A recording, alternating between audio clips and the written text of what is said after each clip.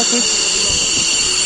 Το F-15 είναι μια πανίσχυρη πολεμική μηχανή που στους τελευταίους του εκδόσεις παραμένει ένα από τα κορυφαία μαχητικά αεροσκάφη στον κόσμο και σίγουρα ένα από τα πιο εντυπωσιακά ταυτόχρονα.